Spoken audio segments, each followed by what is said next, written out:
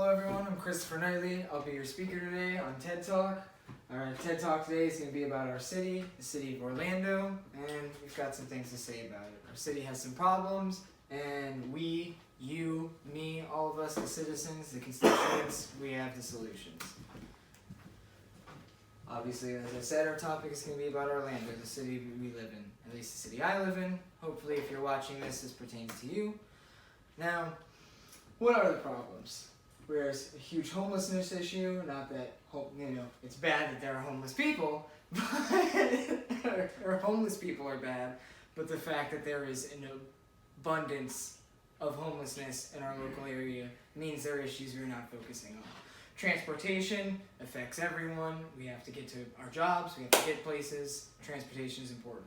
Police aggression, incomplete roadways, rent rising.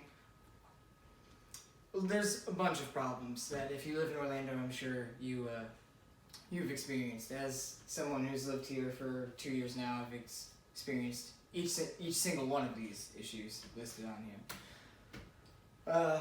And one of the main questions we can ask is, what avenue of action can one take to endeavor in all of these issues without, holding an office in government, without actually having a position where you feel like you can have a direct impact on these issues? What options are available to us? But also, where might these issues systemically draw their progression and prevalence from? I think both of these can be satisfied by bringing up the budget process. Now, here's basically how it works. The federal government will issue block grants, don't have to be paid back, allotted stipends and subsidies. They can issue unfunded mandates, which is legislation that the federal government has passed and mandates that states follow, but they are not responsible for paying for it. So this is something that is pushed on the states and becomes part of their responsibility. And they execute legislation to the lower levels of government, which adhere to their will. The state governors execute legislation from the top down, receiving it from the federal government, and apportion appropriately based on their what's asked of them. Some funding is explicitly directed by the federal government. So the federal government will say, hey, we're giving you X number of dollars, but you need to put it into this place. Or here's X number of dollars, alternatively, that you can use generally, a general fund, whatever you want to call it. Then you get to the local and municipalities level, where they receive funds from their taxes, from their state revenues, and also from the federal and state funding initiatives, and then they disperse the appropriate amount to the appropriate location. Now, taking all of that in, who decides what is an appropriate funding and what is an appropriate location? Well, as I said before, the federal government in most cases is going to dictate where that money should go, through explicitly within the legislation that they send out.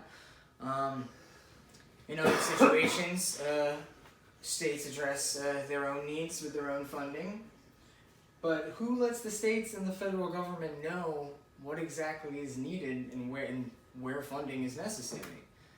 The localities. The localities address their needs and inform the upper levels from the bottom up. Where localities figure out what is necessary is through yearly budget hearings, and this is very important. We'll get to that later. An important thing to remember is that all levels of government have separate budgets and agendas to address unique issues at those levels, and all levels have varying duties to one another. So, per se, the relationship between the localities, the municipalities, the state government, and the federal government is going to be very, very different. It's mostly a big daddy federal government taking care of a older brother state, which takes care of a baby locality. But where we get all of these information on how this process starts is from the bottom up, which is going to be, take us to here. So where does our part as a constituent citizen come into play? Where exactly can we as citizens affect this whole slew of chaos? We inform our localities of our needs. We inform them of community problems, and we push for change through activism.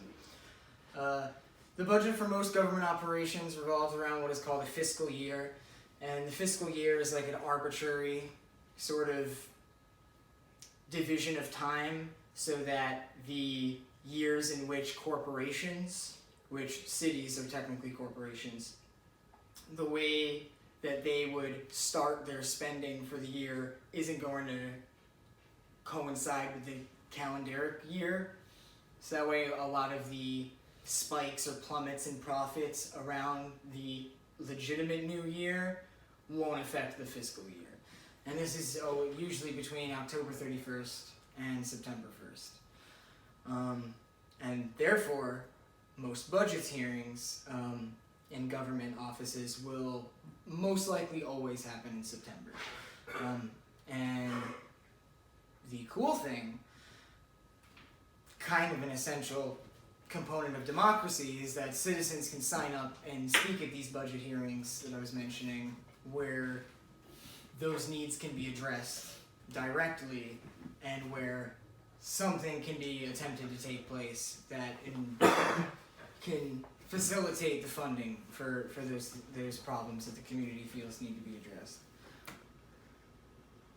Here are the current numbers. So based on USA Today's findings, the federal government disperses about $2.2 thousand per resident, which the total revenue from the federal government will equal $237.7 billion, which is the third most supported state by the federal government. The state from that money makes a fiscal year budget of $90.9 billion, and a general revenue portion is $33.9 billion. And that general revenue portion is money that they can put into anything, whatever they want. The budget that they want to spend is $90 billion. $33 billion of that can go wherever they would like to place it. For our more local area, which is inevitably where we're going to discuss more in depthly, the fiscal year budget is $1,362,715,923, with a general fund portion of about $517 million. So that's $517 million that the city does not have to explicitly give into any pool or any specific funding area. They can fund pretty much whatever they want with that money. And you know, the rest of the money through their own revenue and so forth would facilitate the remainder of that funds, which is pretty hefty. Now here for Orlando is where we're going to see most of our problems occurring. This is the current budget.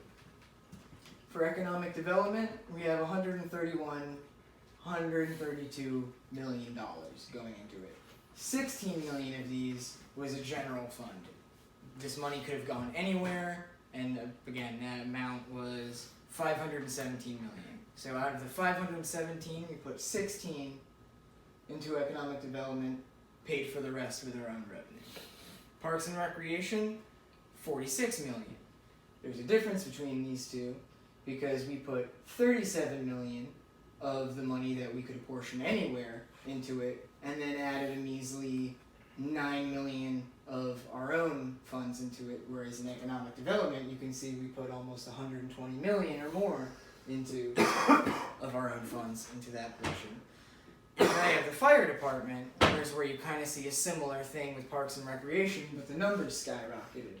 You have the fire department, which has a total budget of $122 million, and 121 of the $517 million that could just be put anywhere, 121 million was immediately put into the fire department, to which they added another measly million of their own funds. The police department, it immediately put $163 million into it.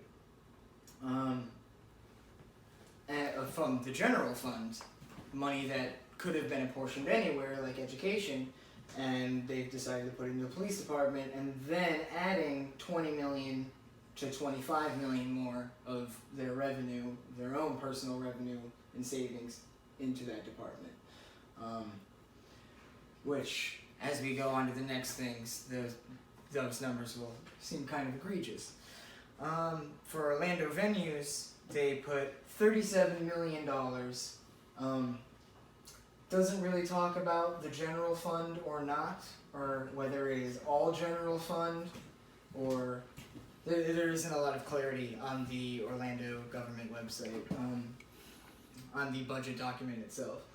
But the Amway Center, they put $18 million into, and the Camping World Stadium, they put $6 million into, and the rest just into, local Orlando venues to keep, keep the money flowing, keep the visitors coming, all that good stuff. Transportation, $55 million was put into transportation. 17 million of that 517 we were talking about before that they could put anywhere was put into that, to which then they added their own amount. Now this is something that you could argue, is that enough relative to the police department? We seem to have enough police, but transportation still seems to kind of be a bitch, pardon my French. So you could also conversely look at it and say, oh, we're putting 55 million into transportation and nothing's really being done. Do you really need this much money? What's going on there? There's a few different ways to look at it, and probably a few more statistics you would need to look into to really make that decision. But I think we could all agree that transportation seems to be an issue for a majority of Orlando citizens. The big downfall in that whole document is when you get to housing and community building. As a direct quote, the department's general fund operations are minimal at a total of $1,102,071, which is actually, I think, the one thing they put the least amount of money to in the 2019-2020 fiscal year.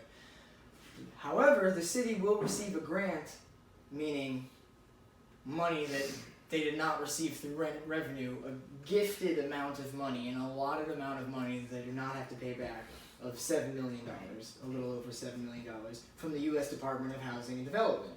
That's already 6.3 million more dollars than they were willing to put into their own operations. They will also receive a grant for about $400,000 as a SHIP grant. And also there's a segment saying that they supposedly doubled their general fund support for affordable housing initiatives to $2 million. Now $2 million, this whole time we've been talking in the millions and billions, which is an exorbitant amount of money. But if you look at these numbers, and all the numbers in red being money that they have gotten for free, or that is not apportioned to any sort of thing that can go directly to whatever they choose, it seems that there is almost $1 billion that could have been put, any penny of that $1 billion could have been put into this. You could have taken $2 million from the fire department, $1 million from economic development, $6,000 from parks and recreation, any minuscule amount of money into housing and community building, and we do not see that. And that means out of a $1.4 billion budget with $517 million allotted as general funds to support any issue that any locality or any state government, particularly Orlando in this case, that Orlando saw fit, a minor $2 million was put into affordable housing initiatives, thus affecting our rent, thus affecting homelessness, the potential for crime, thus agitating police response, and from there, the distaste for the police who mistreat the situations they create by enforcement of miscalculated legislation, which they most likely do not understand themselves. And here's the bright side. You can attend this year's budget hearing. Not this year's, but the 2020-2021. No. The 2021-2022 fiscal year. Unfortunately, the 2020-2021 fiscal year budget hearing was on September 9th, a few months ago, but all of these statistics are available online. You can go to orlando.gov and go to the budget process section. You can see everything they're spending money on, and through your own, it might require a little more statistics than I've shown you, but I hope the statistics I've shown you are hefty enough to show that there may be a displacement in the money that we have that is going to things that we wish they would otherwise go. And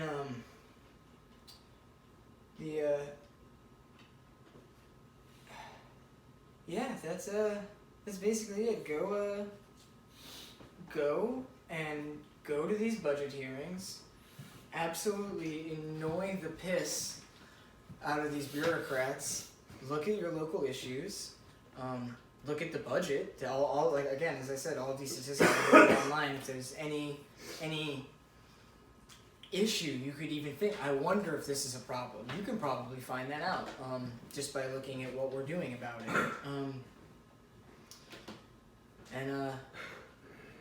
I can't say that that's a 100% certainty that